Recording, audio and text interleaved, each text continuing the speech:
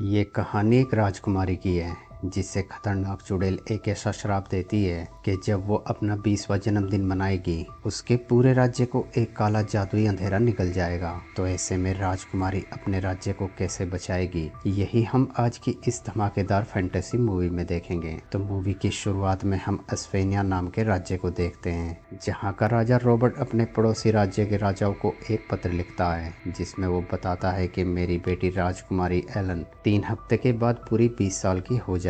अब जैसा कि आप लोग सभी जानते हैं कि आज से 20 साल पहले मुरीन नाम की चुड़ैल ने मुझसे बदला लेने के लिए मेरी पत्नी को मारकर मेरी बेटी को एक श्राप दिया था, और तभी से हम सब इस श्राप को तोड़ने के तरीके ढूंढ रहे थे। और आज हमारे राज्य के जादूगरों को एक किताब मिली है जिसमें इस श्राप को खत्म करने का तरीका है, पर उसके लिए मुझे आप सभी की मदद की ज़रूरत है। इसीलिए आप सभी से निवेदन है कि आप सभी अपने अपने बेटों के साथ हमारे राज्य में आएं। फिर हम राजकुमार जॉन को देखते हैं जो राजा का खत पढ़कर बहुत खुश हो जाता है, क्योंकि राजकुमार जॉन बचपन से ही राजकुमारी एलन से प्यार करता है। पर जॉन ने ये बात एलन को कभी नहीं बताई है। जॉन अगले ही दिन एस्पेनिया राज्य पहुंच जाता है। राज्य का पुराना जादूगर आर्कीबोल्ड राजा को आकर बताता है कि आपके पड़ोसी राज्यों में से कोई भी राजा नहीं आया है। यहाँ आने की हिम्मत सिर्फ राजकुमार जॉन ने दिखाई है। तभी यहाँ पर जॉन भी आ जाता है। राजा आर्कीबोल्ड को हुक्म देता है कि जॉन को सारी सच्चाई बताई जाए। तो आर्कीबोल्ड जॉन को बताता है कि हमें एक किताब मिली है जिसमें लिखा है कि अगर कोई राजकुमारी एलन को शिद्दत से निडर होकर प्यार करे और उसे सच्चे दिल से किस करे तो ये शराब टूट सकता है। राजा जॉन से कहता है कि तुम्हारे पास अब भी मौका है, अगर तुम चाहो तो वापस जा सकते हो। पर जॉन वापस जाने से मना कर देता है। ये सुनकर राजा बहुत खुश होता है और जॉन को एक लाल गुलाब देता है और जॉन से कहता है कि मेरी बेटी के दिल में अपने लिए प्यार जगाओ। फिर हम राजकुमारी एलन को देखते हैं जिसे एक कौवा आकर जगा देता है। एलन उठकर अपनी खिड़की पर रखे रोज को नीचे फेंकती है और तैयार होने के लिए जाने लगती है। तभी एक चूहा एलन को आकर डरा देता है। बाहर खड़े सिपाही एक जादुई किताब पढ़ रहे थे। तभी एलन वहां आती है। सिपाही एलन को जन्मदिन की मुबारकबाद देते हैं, जिसके बाद एलन वहां से रसोई घर में आ जाती है। यहाँ नैनी नाम की मेड एलन के लिए बर्थडे केक तैयार कर रही होती है। एलन नैनी से कहती है कि इन सब का क्या फायदा है जबकि आज पूरा राज्य खत्म हो जाएगा। तो नैनी उसे बताती है कि ऐसा नहीं होगा क्योंकि राजकुमार जॉन यहाँ आ रहे हैं। बस आज रात तुम्हें उन्हें चूमना होगा, जिसके बाद ये श्राप हमेशा के लिए खत्म हो जाएगा। पर एलन बहुत ही घमंडी लड़की है, वो इन सब बातों पर विश्वास नहीं करती। तभी नैनी को याद आता है कि उसे केक तैयार करने के लिए कुछ सेब की जरूरत है। तो एलन नैनी से कहती है कि मैं बाजार जाकर सेब ले आती हूँ। हालांकि नैनी उसे बाहर जाने से मना करती है, पर वो टोकरी उठाकर वहाँ से बाजार में आ जाती है। यहाँ एक आदमी लोगों को उसकी पहेली सुलझाने के लिए 4 सोने के सिक्के देने का वादा कर रहा था। दूसरी तरफ एक चोर एक लेडी के पैसे चुरा रहा था। एलन इन सब बातों को नजरअंदाज करते हुए एक सब्जी वाली के पास आ जाती है, जिससे एलन 20 पैसे की सब्जी खरीदती है। दोस्तों, ये सब आपको इतनी डिटेल में क्यों बता रहा हूँ, ये आपको मूवी में आगे पता चलेगा। खैर, एक किसान उस पहेली वाले दुकानदार के यहाँ अपने सारे पैसे हार जाता है। फिर एलन वहाँ से नैनी के पास आ जाती है। नैनी देखती है कि एलन सेब नहीं लाई है, तो एलन यहाँ पर झूठ बोलती है। वो कहती है कि आज बाजार में सेब नहीं थे। फिर हम उस चुड़ैल मुरीन को देखते हैं जो अपने जादू से उस शराब को तैयार करती है। वहीं जॉन उस लाल गुलाब को लेकर एलन के पास आ जाता है, पर एलन फिलहाल जॉन से मिलने से इनकार कर देती है। जॉन वो गुलाब नैनी की बेटी अमेलिया को देकर कहता है कि इसे एलन को दे देना। एलन उस गुलाब को अपने फूलदान में रखवा देती है। अब रात में राज्य के सभी लोग खाने पर इकट्ठा होते हैं और पूरे राज्य की उम्मीद जॉन पर टिकी होती है। फिर राजा रॉबर्ट यहाँ पर एक स्पीच देते हैं, पर तभी एलन के हाथ का निशान चमकने लगता है और राज्य की पहाड़ियों से एक काला तूफान उठता है जो बहुत तेजी से महल की तरफ बढ़ने लगता है, जिसे देखकर सभी लोग बहुत ज्यादा डर जाते हैं। राजा जॉन से कहता है कि यही वक्त है, तुम्हें एलन को किस करना है। जॉन एलन को किस करता है, पर वो काला तूफान नहीं रुकता। ये देखकर राजा भी हैरान हो जाता है और अगले ही पल वो अंधेरा पूरे राज्य को निगल जाता है। फिर एलन की आंख खुल जाती है तो वो अपने बिस्तर पर ही होती है और वही कौवा खिड़की पर आता है और वही व्हाइट गुलाब भी अपनी जगह पर रखा होता है। एलन फिर से उसे खिड़की से नीचे फेंकती है। वो चूहा भी उसे फिर से डराता है। बाहर खड़े सिपाही भी जादुई किताब पढ़ रहे थे। सिपाही जब एलन को फिर से जन्मदिन की बधाई देते हैं तो एलन हैरान हैरान हो जाती है। वो वहाँ से सीधी नैनी के पास आती है और नैनी भी उसे सब वही बात कहती है जो एलन ने कल सुनी थी। एलन अपना शक दूर करने के लिए बाजार में भी आती है, पर वहाँ भी उसके साथ सब कुछ पहले की तरह होता है। एलन को कुछ समझ नहीं आता कि उसके साथ ये क्या हो रहा है। एमेलिया फिर से जॉन के दिए हुए गुलाब को उसी बोतल के अंदर रखती है और एलन फिर से तैयार होकर पार्टी में पहुंचती है, जहां राजा रॉबर्ट फिर से उसी स्पीच को देता है। एलन के हाथ का निशान फिर से चमकने लगता है और वो काला तूफान फिर से राज्य की तरफ तेजी से बढ़ता है। जॉन एलन को फिर से किस करता है, पर उसका कोई भी फायदा नहीं होता। वो तूफान पूरे राज्य को एक बार फिर से निगल जाता है, मगर एलन फिर से उसी बिस्तर से उठती है और उसे सब कुछ पहले की तरह दिखाई देता है। एलन अब बहुत ज्यादा इरिटेट हो जाती है। वो उन सब के बोलने से पहले ही उनकी बात का जवाब दे देती है। अब एलन नैनी को बताती है कि मैं एक ही दिन बार बार जी रही हूँ, पर नैनी को एलन की बातों पर विश्वास नहीं होता। एलन ये बात अपनी दोस्त एमेलिया को भी बताती है, पर वो भी अपनी माँ की तरह समझती है कि एलन ये सब घबराहट की वजह से बोल रही है। अब एलन समझ जाती है कि वो एक ऐसे टाइम लूप में फंस गई है जहाँ एक ही दिन बार बार रिवर्स हो रहा है, पर ये सब एलन ही जानती है। बाकी किसी को कुछ भी याद नहीं रहता, पर एलन अब इस बात से खुश है कि वो श्राप होने के बावजूद भी उसका राज्य बार बार जिंदा होता रहेगा। अब क्योंकि एलन ये जानती है कि उसे इसी दिन में जीना है, तो वो इस दिन के एक एक पल को एंजॉय करने लगती है। उसे सब कुछ पहले से ही पता होता है कि क्या होने वाला है, इसीलिए एलन इस बार उस चूहे से भी बच जाती है और बाजार में जाकर सबसे पहले उस दुकानदार की पहेली का जवाब देती है और फिर उस चोर को रंगे हाथों पकड़वा देती है। और इसी तरह से कई दिन बीत जाते हैं, पर अब एलन एक ही दिन को जीकर बोर होने लगती है।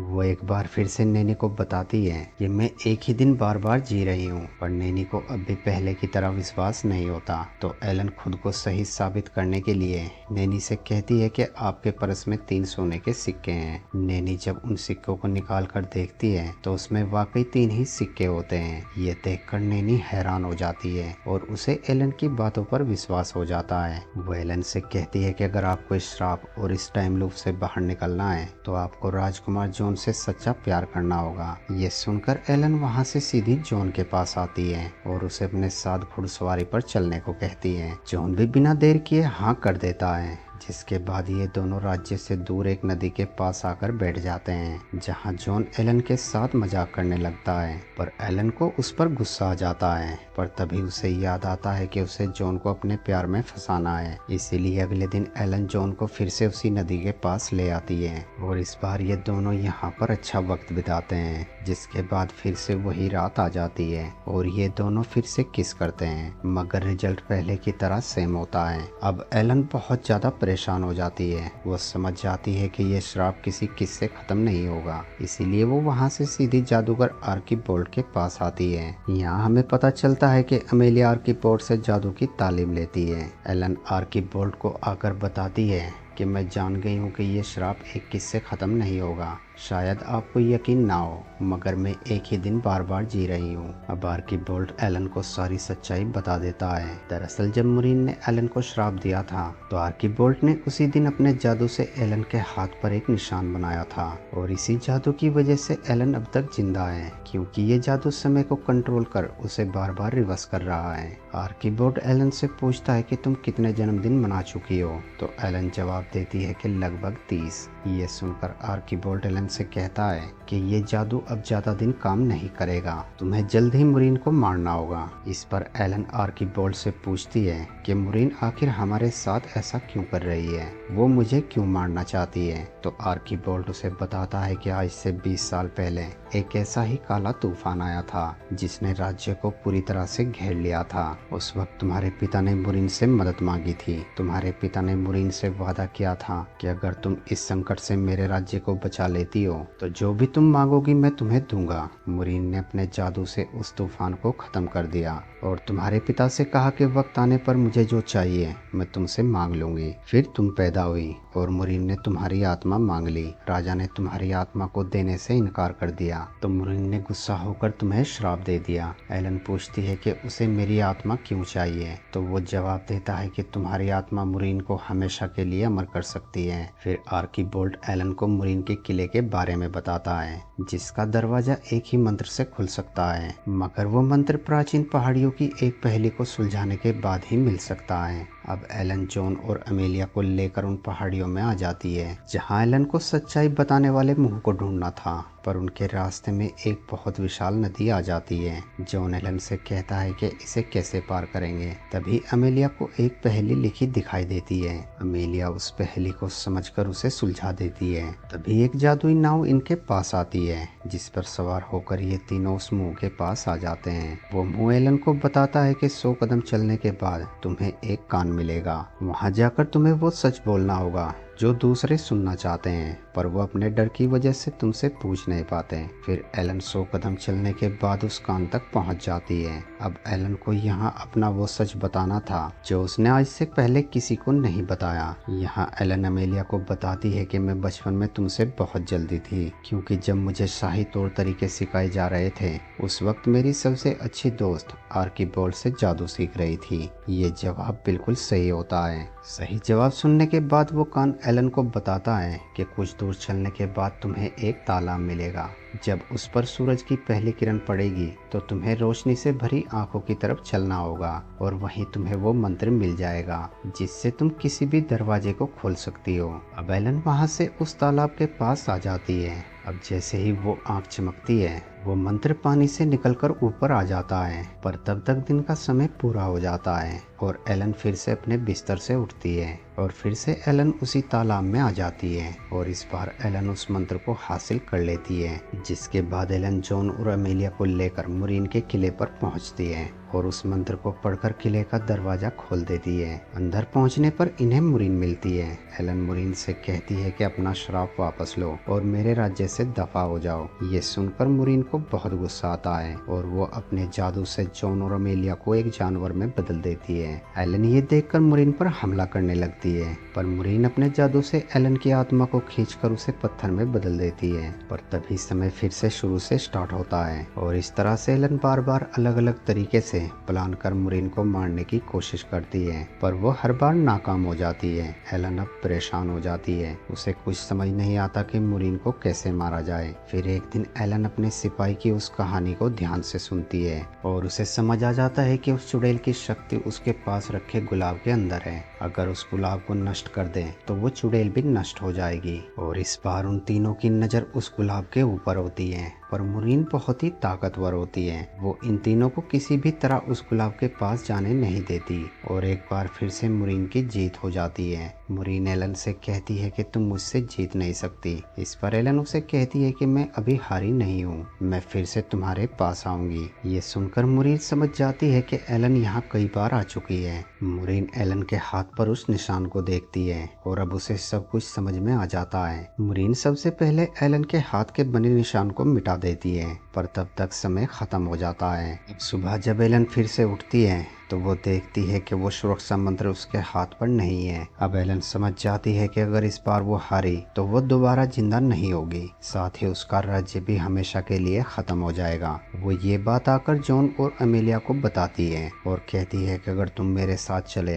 तो तुम भी हमेशा के लिए मारे जाओगे। पर अमेलिया और जॉन एलन का साथ देने का फैसला करते हैं, जिसके बाद ये तीनों फिर से सब कुछ शुरू से स्टार्ट करते हैं और तीनों उस चुड़ैल के किले के पास आ जाते हैं। अब यहाँ एलन जॉन से अपने प्यार का इजहार करती है, जिसके बाद ये तीनों उस किले के अंदर आ जाते हैं। यहाँ एलन मुरीन से कहती है कि तुम मेरी आत्मा ले लो पर मेरे राज्य को बख्श दो, मगर मुरीन उसकी बात मानने से इनकार कर देती है। तभी यहाँ आर्कीबोल्ड कुछ सिपाहियों के साथ आता है, जिन्हें देखकर एलन को बहुत हिम्मत मिलती है, पर मुरीन जरा भी खौफजदा नहीं होती। वो अपने जादू से अपने चारों ओर एक दीवार बना लेती है और उन सबको एक एक कर मारने लगती है। आर्कीबोल्ड कुछ देर के लिए मुरीन को रोक कर रखता है, पर मुरीन उसे भी हरा देती है। अब मुरीन जॉन को पत्थर का बनाने लगती है, पर तभी बीच में एलन आ जाती है और एलन पत्थर की बन जाती है। अब क्योंकि एलन ने खुद को प्यार के लिए कुर्बान कर दिया था, तो इसी वजह से मुरीन का श्राप टूट जाता है और एलन दोबारा नॉर्मल हो जाती है, पर मुरीन पत्थर की बन जाती है। अमेलिया तलवार से उस गुलाब को नष्ट कर देती है। गुलाब के नष्ट होते ही मुरीन भी नष्ट हो जाती है। फिर ये सब वहाँ से महल में आ जाते हैं, पर तभी वो काला तूफान फिर से महल की तरफ बढ़ने लगता है, जिसे देखकर ये सब लोग हैरान हो जाते हैं। लेकिन जॉन फिर से से एलन को किस करता है और इस बार वो तूफान गायब हो जाता है और अब एलन और उसका राज्य हमेशा के लिए सुरक्षित हो जाता है। राजा अपने वादे के मुताबिक एलन की शादी जॉन से कर देता है और इसी हैप्पी एंडिंग के साथ हमारी मूवी का एंड हो जाता है। दोस्तों, वीडियो अच्छी लगी हो तो वीडियो को लाइक और चैनल को सब्सक्राइब जरूर करना। Thanks for watching.